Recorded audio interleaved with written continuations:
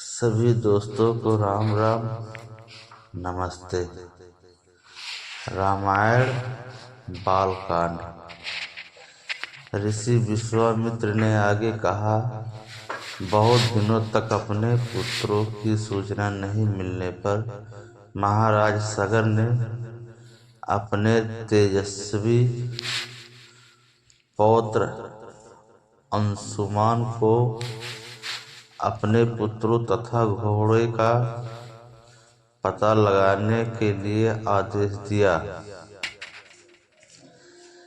वीर अंशुमान शास्त्रों से सुसज्जित होकर अपने चाचाओं के द्वारा बनाए गए मार्ग से पाताल की ओर चल पड़ा। मार्ग में मिलने वाले पूजनीय ऋषि मुनियों का यथोचित सम्मान करके अपने लक्ष्य के विषय में पूछता हुआ उस स्थान पर पहुंच गया जहां पर उसके चाचाओं के भस्मीभूत शरीरों की राख पड़ी थी और पास ही यज्ञ का घोड़ा चल रहा था। अपने चाचाओं के भस्मीभूत शरीरों को देखकर उसे अत्यंत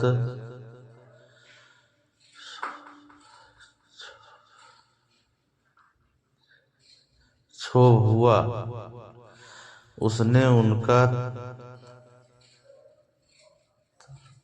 तर्पण करने के लिए जलाशय की खोज की, किंतु उसे कोई भी जलाशय दृष्टिगत नहीं हुआ। तभी उसकी दृष्टि अपने चाचाओं के मामा गरुड़ पर पड़ी। उन्हें सादर प्रणाम करके अंशुमान से पूछा कि हे पितामह, मैं अपने चाचाओं का तर्पण करना चाहता हूँ। समीप में यदि कोई सरोवर हो तो कृपा करके उसका पता बताइए। यदि आपको इनकी मृत्यु के विषय में कुछ जानकारी है तो वह भी मुझे बताने की कृपा करें। गरुड़ जी ने बताया कि किस प्रकार से इंद्र ने घोड़े को चुराकर कपिल मुनि के पास छोड़ दिया था और उसके चाचाओं ने कपिल मुनि के साथ उदंड व्यवहार किया था, जिसके कारण कपिल मुनि ने उन सबको भस्म कर दिया।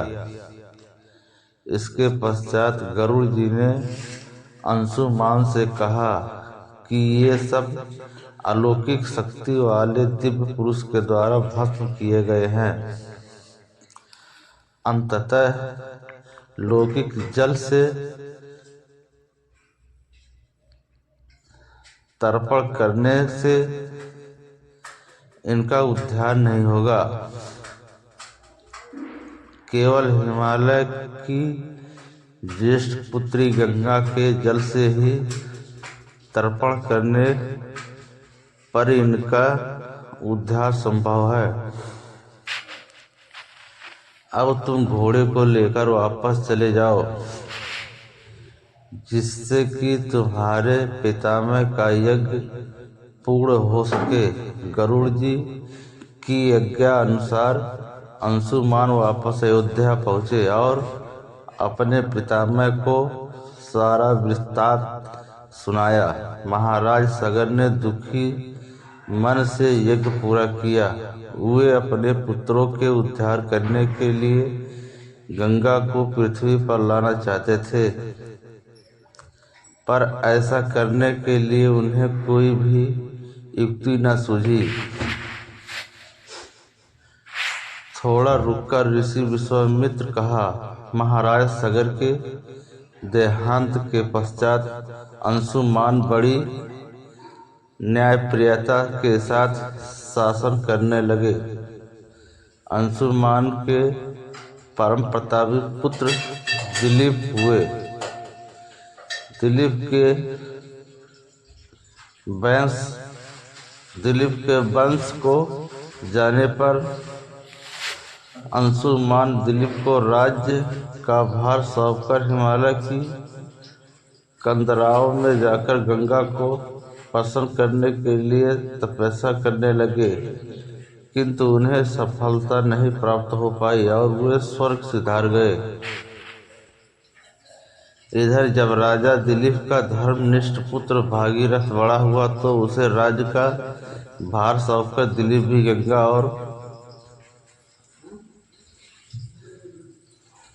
भी गंगा को पृथ्वी पर लाने के लिए तपस्या करने चले गए, पर उन्हें भी सफलता नहीं मिली।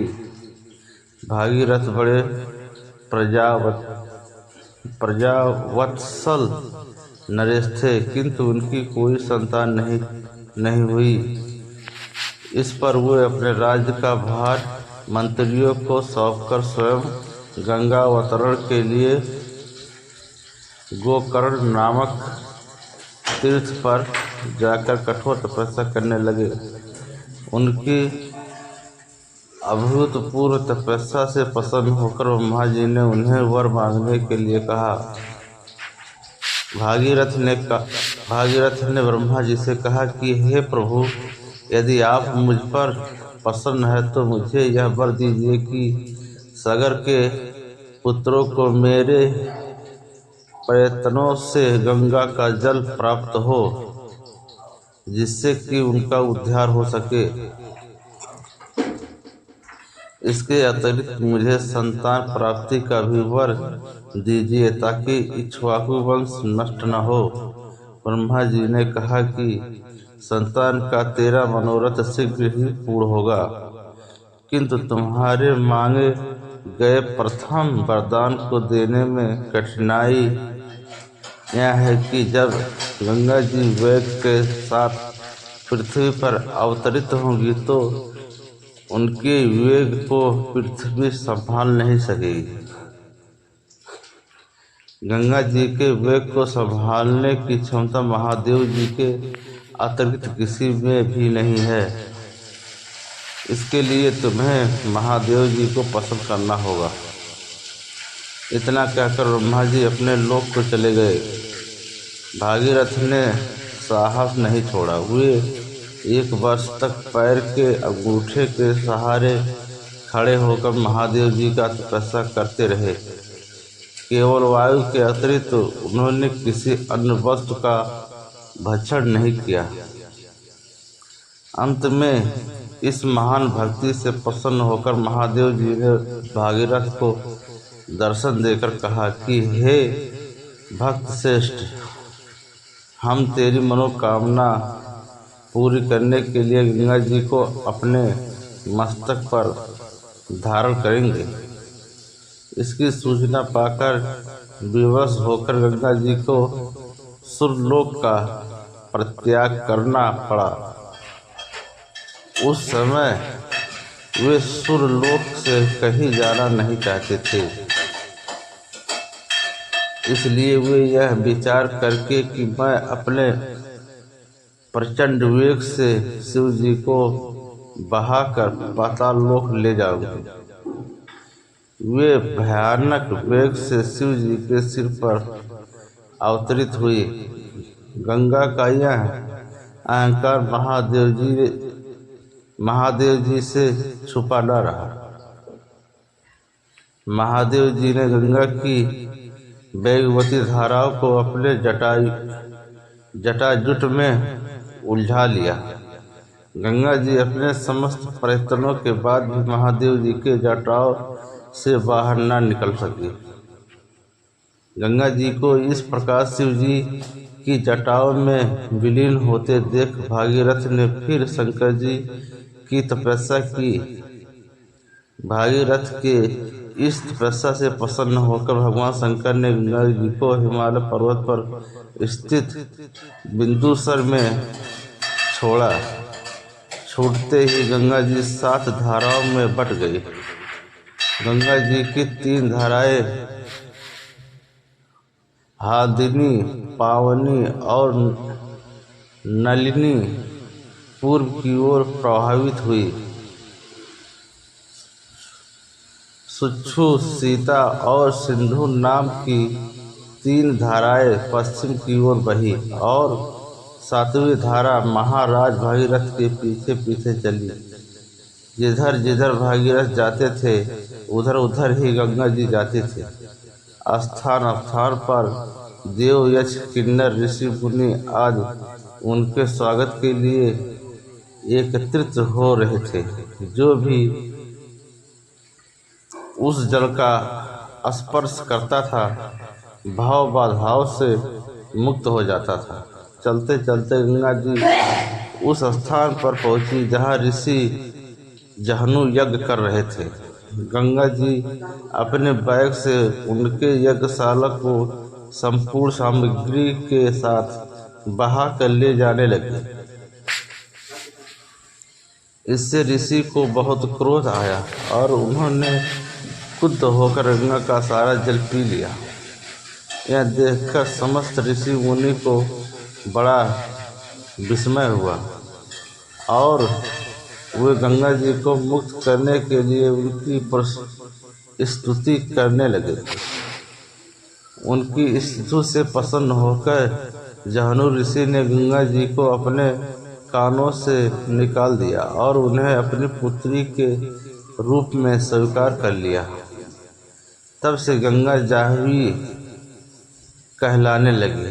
इसके पश्चात वे भागीरथ के पीछे चलते चलते समुद्र तक पहुंच गई और वहां से सागर के पुत्रों का उद्धार करने के लिए रसातल में चली गई।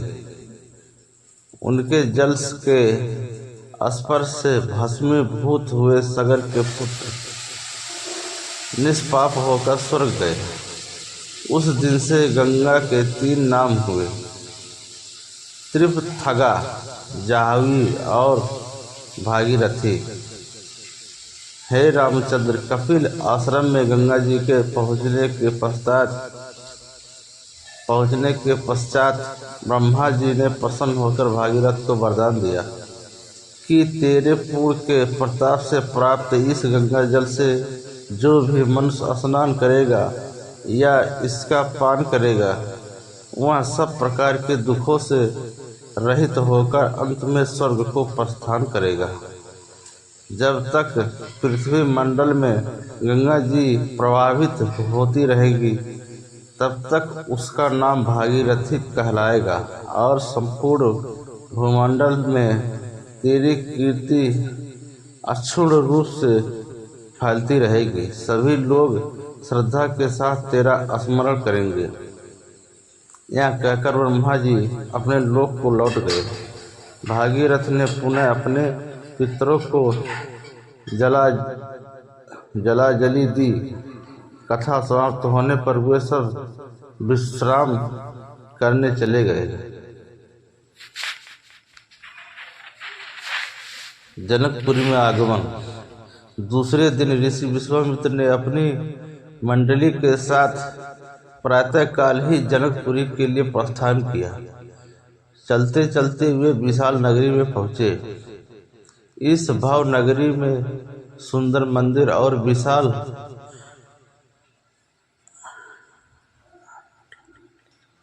अट्टालिकाएं शोभायमान हो रही थी।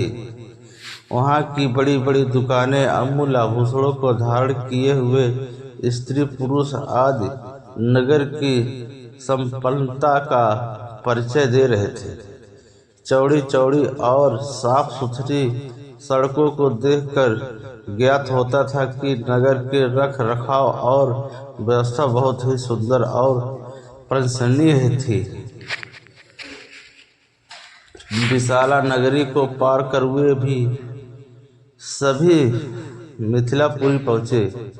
उन्होंने देखा कि नगर के बाहर सुरम्भ प्रदेश में एक मनोहर यज्ञशाला का निर्माण किया गया था और वहां पर विभिन्न प्रांतों से आए हुए वेद पाठी ब्राह्मण मधुर ध्वनि में वेद मंत्रों का प्रस्वर पाठ कर रहे थे। शोभायुक्त यज्ञ मंडप अत्यंत आकर्षक था, जिसे देखकर राम ने कहा, हे गुरुदेव, इस यज्ञशाला की छटा मेरे मन को मोह रही है और विद्वान ब्राह्मणों के आनंददायक मंत्रोच्चारण को सुनकर मैं पुलकित हो रहा हूँ। कृपा करके इस यज्ञ मंडप के समीप ही हम लोगों के ठहरने की व्यवस्था करें, ताकि वेद मंत्रों की ध्वनि हमारे मन मानस को निरंतर पवित्र करती रहे।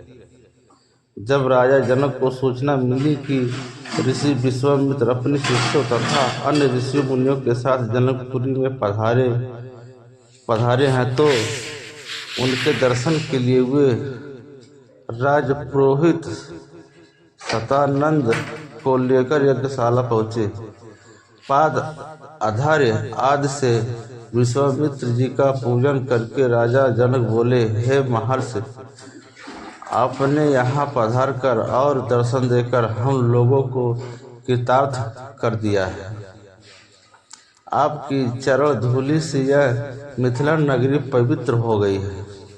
फिर राम और लक्ष्मण की ओर देखकर बोले, हे मुनिवर, आपके साथ ये परम तेजस्वी सिंह शावक जैसे अनुपम सौंदर्यशाली दोनों कुमार कौन हैं? इनकी वीरतापूर्ण आकृति देखकर प्रतीत होता है मानो ये किसी राजकुल के दीपक हैं। ऐसे सुंदर सुदर्शन कुमारों की उपस्थिति से यह यज्ञशाला वैसी ही शोभायुक्त हो गई, जैसे प्रातःकाल भगवान भुवन भास्कर के उदय होने पर प्राची दिशा सौंदर्य से परिपूर्ण हो जाती है। कृपा करके अवगत कराइए कि ये कौन है, कहाँ से आए हैं, इनके पिता और कुल का नाम क्या है।